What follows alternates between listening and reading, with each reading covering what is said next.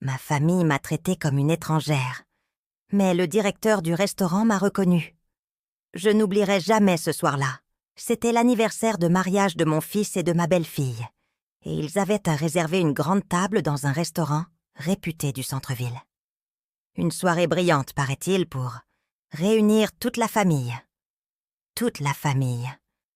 Sauf que, quand je suis entrée dans ce hall lumineux, j'ai compris tout de suite que ma place n'était pas vraiment prévue. Je m'étais habillée avec soin. Ma robe bleu nuit, un collier discret que mon mari m'avait offert il y a 30 ans, et mes cheveux tirés en chignon, malgré mes mains un peu tremblantes. J'avais pris le bus plus tôt, puis marché lentement jusqu'au restaurant. Chaque pas résonnait comme une promesse. Ce soir, tu seras parmi les tiens. Mais à peine avais-je franchi la porte que je sentis les regards s'éteindre. Mon fils me vit en premier. Son sourire forcé se dessina comme un rideau qui tombe trop vite. Ma belle-fille, quant à elle, tourna la tête vers ses amis et feignit de ne pas me voir. Je fis semblant de ne rien remarquer et m'avançai vers la grande table dressée de nappes blanches et de verres qui scintillaient sous les lustres. « Maman, tu es venue ?» dit-il, presque surpris. Je répondis doucement. « Évidemment. Tu m'as dit que c'était une fête de famille. » Un silence tomba autour. Ma belle-fille posa son verre et, sans me regarder, lança. « Il n'y avait pas vraiment de place prévue. Tu comprends? On est nombreux ce soir. » Je restais figée. Mon cœur battait si fort que j'entendais mon propre sang cogner à mes tempes. Derrière elle, quelques têtes hochèrent, comme pour approuver. Je pris ma respiration et observai la longue table, 20 couverts parfaitement alignés. Pourtant, une chaise de plus n'aurait pas dérangé. Je m'assis malgré tout, un peu à l'écart, au bout de la table. Personne ne protesta, mais personne non plus ne m'accueillit. Les conversations reprirent aussitôt, comme si je n'existais pas. Les éclats de rire me parvenèrent de loin, étouffés, et chaque toast résonnait comme une cloche qu'on ne m'autorisait pas à faire sonner. Les plats commencèrent à défiler. Je sentais les parfums de viande rôtie, d'herbes fraîches, de sauces épaisses. Mais l'assiette devant moi resta vide longtemps. Quand enfin un serveur s'approcha, ma belle-fille le retint d'un geste. « Non, elle n'est pas avec nous. C'est réglé. » Le garçon hésita, les yeux écarquillés. Je posai ma main ridée sur la table et murmurai « Laissez, ce n'est pas grave. » J'avais honte de ce mot qui me glaça. « Elle n'est pas avec nous. » Comme si je n'étais plus de leur sang. Je voulais disparaître. Les lumières me semblaient trop fortes, les rires trop stridents. Ma poitrine se serrait, mes doigts s'agrippaient à mon sac posé sur mes genoux. Je me demandais ce que mon mari, aujourd'hui disparu, aurait pensé en me voyant ainsi rejetée par ceux pour qui nous avions tant travaillé, tant sacrifié. C'est alors qu'une voix grave retentit derrière moi. « Madame Lefebvre? Mais c'est bien vous !» Je me retournai, surprise. Devant moi se tenait un homme en costume sombre, la cinquantaine, les cheveux légèrement grisonnants, un sourire ému au coin des lèvres. C'était le directeur du restaurant. « Je vous ai reconnu tout de suite, » dit-il en s'inclinant légèrement. « Vous êtes la professeure de piano. Vous m'avez donné des cours il y a 40 ans, souvenez-vous. » Un souffle parcourut la table. Tous se turent, fixant cette scène qu'ils ne comprenaient pas. Moi, j'étais pétrifiée, incapable de répondre. Oui, je me souvenais. Un adolescent timide, les doigts raides, mais une passion incroyable dans les yeux. J'avais cru qu'il avait abandonné depuis longtemps. Il ajouta, la voix vibrante. « Madame, je ne peux pas vous laisser assise sans repas. Ici, vous êtes honorée. Vous avez changé ma vie. » Je sentis mes yeux s'embuer, mes mains trembler. Toute la table me regardait à présent. Mais je savais qu'en cet instant, quelque chose venait de basculer. Le silence après ces paroles pesait lourd, comme une nappe humide qui recouvrait la salle entière. Mon fils tout sauta, ma belle-fille détourna la tête avec un sourire crispé, et moi, je sentais ma gorge se serrer. Le directeur posa sa main sur mon épaule, avec une délicatesse qui me fit presque vaciller. « Installez-vous, madame, » dit-il. « Je vais m'occuper personnellement de vous. » Il claqua des doigts, et aussitôt un serveur vint déposer une nappe immaculée sur une petite table ronde, tout près de la grande. On installa une chaise, une assiette, un couvert. Les clients des autres tables observaient la scène avec curiosité. J'étais à la fois humiliée et bouleversée. Je lançai un regard furtif à mon fils. Il fixait son verre de vin, rouge écarlate, comme s'il y avait trouvé refuge. Pas un mot. Ma belle-fille, elle, fronçait les sourcils, prête à exploser. Ses amis lui murmuraient des phrases mots à l'oreille, entre deux ricanements. Je perçus distinctement. Elle ne devait pas venir. Quelle honte! Mes doigts tremblaient.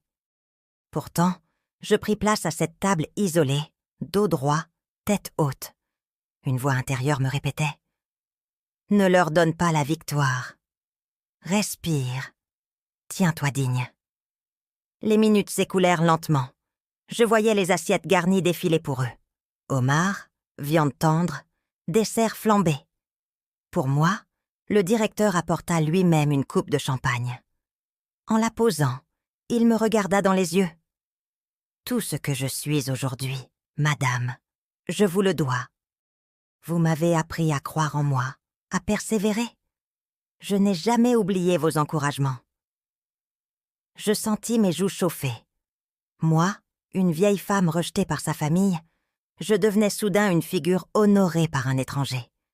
Et plus étrange encore, ma famille me regardait comme si je leur échappais. Mais ma belle-fille ne pouvait contenir sa colère. Elle se pencha vers moi, ses lèvres fines serrées. « Tu mets tout le monde mal à l'aise. Tu aurais pu rester chez toi. » Je restais muette. Mon cœur se serrait comme pris dans un étau. Les mots se bousculaient, mais je n'avais pas la force de répondre. Alors je baissai les yeux vers ma coupe, espérant que le liquide pétillant effacerait l'amertume de ses paroles. Autour de moi, la fête battait son plein. Les rires s'élevaient, les conversations s'entremêlaient. Et pourtant, je n'entendais que ce murmure cruel. « Tu n'as rien à faire ici. » Je me souvenais des années passées. Les nuits blanches à coudre les vêtements de mon fils, les heures à économiser, sou après sou, pour qu'il ait les meilleures études, les sacrifices que j'avais faits, silencieuses, pour qu'il puisse construire sa vie. Et maintenant, il ne levait pas la voix pour me défendre. Pas même un regard de tendresse. Mes mains froissèrent la serviette sur mes genoux. Je me mordis les lèvres pour retenir les larmes. Mais le directeur, lui, n'ignorait rien. Il me regardait avec une attention respectueuse, presque protectrice. À un moment, il se leva, prit un micro et annonça « Chers invités, ce soir nous recevons une personne qui, sans le savoir, a changé le destin de ce lieu. Si je suis ici, à la tête de ce restaurant, c'est grâce à elle. Elle m'a appris la discipline, la patience et la passion.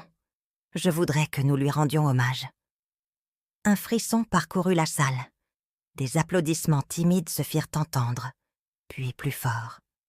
Moi, je voulais disparaître sous la table, mais en même temps, une chaleur inattendue se répandait dans ma poitrine. Ma belle-fille éclata alors. « C'est ridicule.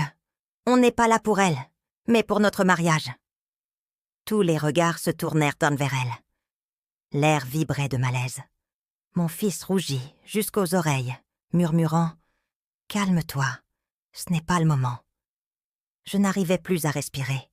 Entre l'hommage inattendu et les humiliations répétées, mon corps vacillait. Je pris appui sur la table, ma main tremblante, serrant la coupe.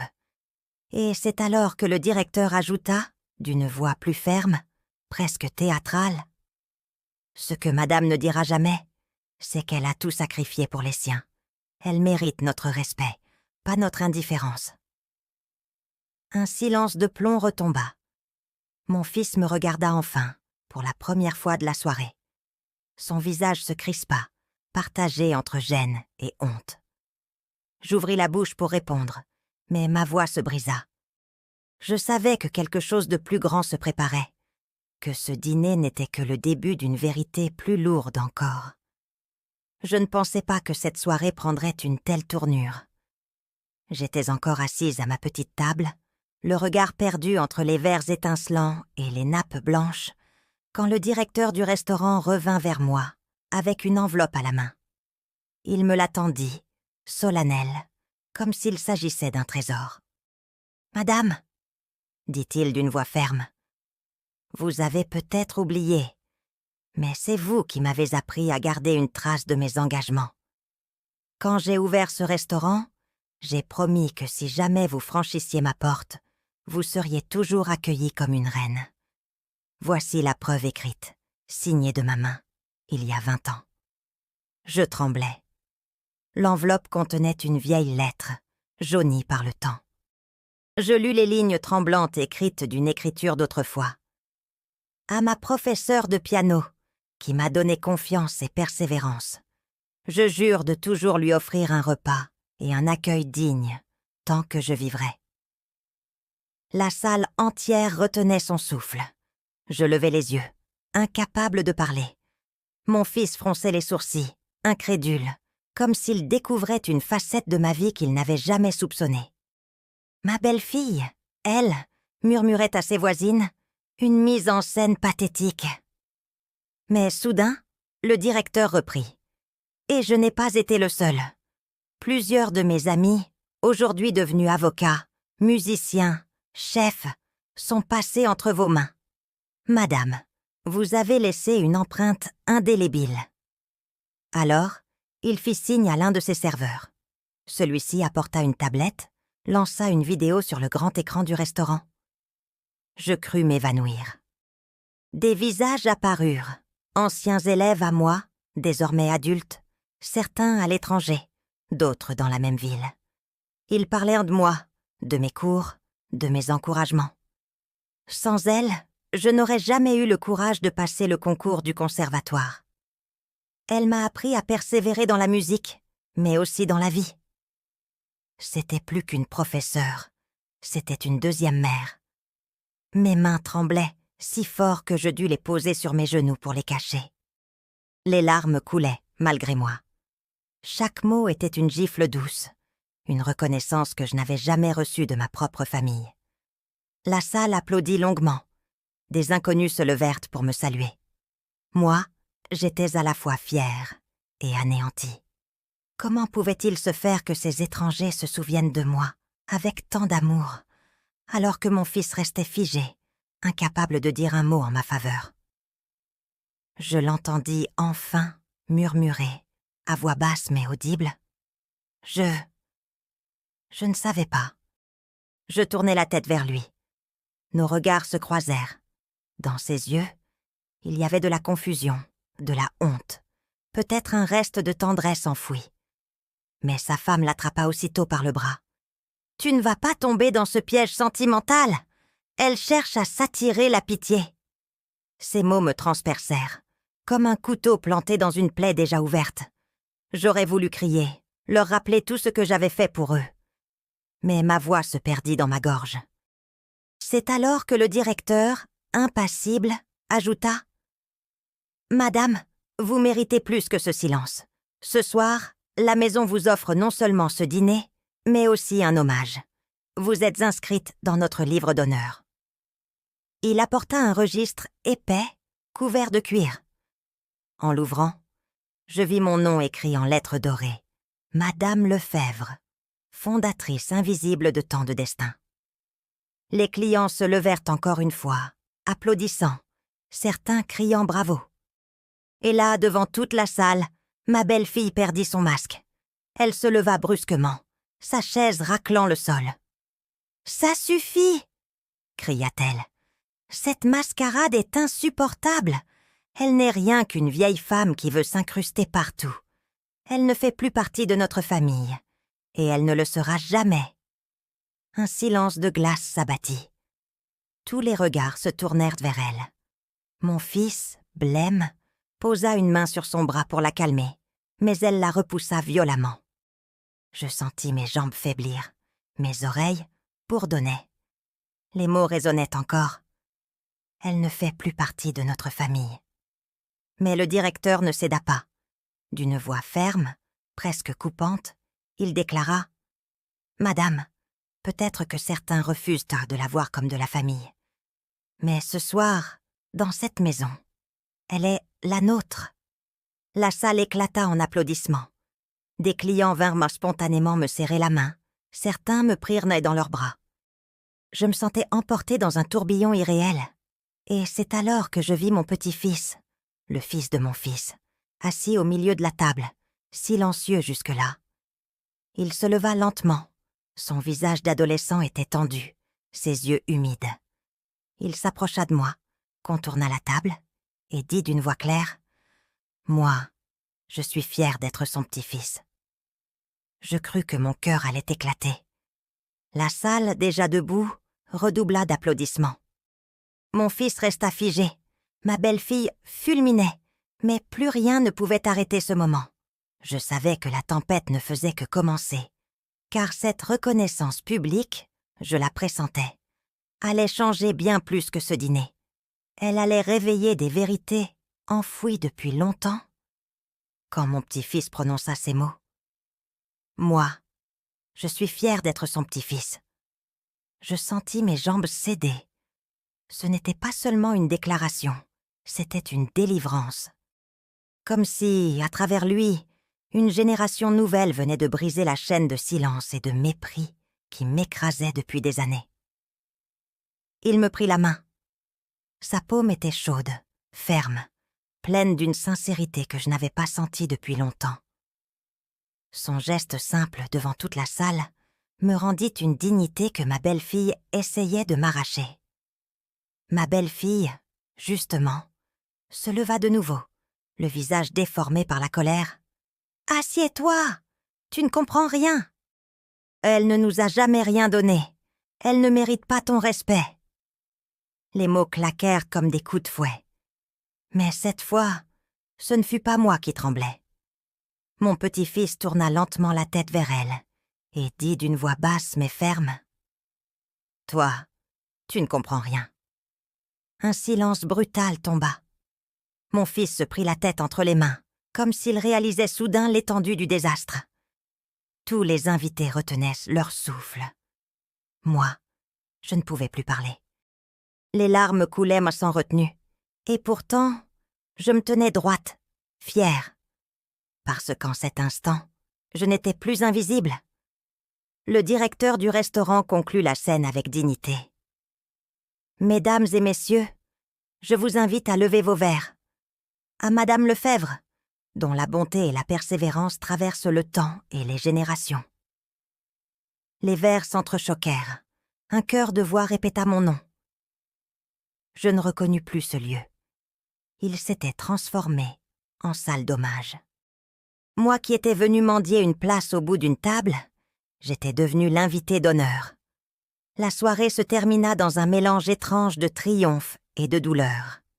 Mon fils me raccompagna jusqu'à la sortie, sans oser me regarder dans les yeux. Sur le trottoir, sous les lampadaires, il murmura « Maman, je ne savais pas, je suis désolée. » Je le fixai longuement. Dans ses traits fatigués, je retrouvais l'enfant que j'avais bercé, l'adolescent que j'avais encouragé, l'homme que j'avais aidé à bâtir son avenir. « Ce n'est pas moi que tu dois convaincre, » répondis-je doucement. « C'est ton cœur. » Il baissa les yeux. Sa main tremblait, mais il ne la tendit pas vers moi. Derrière lui, sa femme l'appelait d'un ton sec. « Viens, on rentre. » Et il partit, partagé entre deux mondes.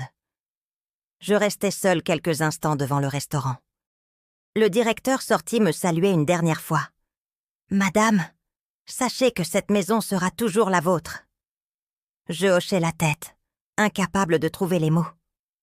Les jours suivants, le souvenir de cette soirée ne me quitta pas. Les humiliations étaient encore vives, mais elles avaient laissé place à une force nouvelle. Pour la première fois depuis longtemps, je n'avais plus honte de qui j'étais. Quelques jours plus tard, je reçus une lettre manuscrite. C'était de mon petit-fils. Une écriture hésitante, mais pleine de vérité. « Mamie, je veux que tu saches que je suis fière de toi. Je veux apprendre de toi, écouter tes histoires, connaître ta musique. Je ne veux pas grandir en oubliant d'où je viens. » Je pleurais en lisant ces lignes. Ce que je n'avais pas trouvé chez mon fils, je le retrouvais chez son enfant. Une graine plantée dans une terre nouvelle. Je compris alors une chose essentielle. Parfois, la reconnaissance ne vient pas de ceux à qui l'on a tout donné. Elle surgit ailleurs, plus tard, d'une manière inattendue. Et c'est suffisant pour ranimer l'âme. La blessure restera, bien sûr.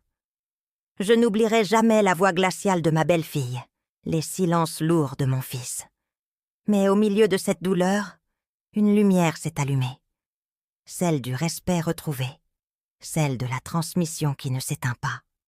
Aujourd'hui, chaque fois que je m'assois devant mon piano, je pense à ces visages d'anciens élèves, à ce directeur qui n'a jamais oublié, à ce petit-fils qui s'est levé pour moi. Alors je joue. Mes doigts tremblent un peu, mais la mélodie s'élève. Elle porte avec elle mon histoire, mes sacrifices, mes cicatrices et ma dignité. Car au fond, je ne suis pas une étrangère. Je suis la mémoire vivante de ma famille, même si certains refusent de l'admettre. Et tant qu'il restera une oreille pour m'écouter, une main pour se poser sur la mienne, je continuerai d'exister. J'existe, et c'est cela, ma victoire.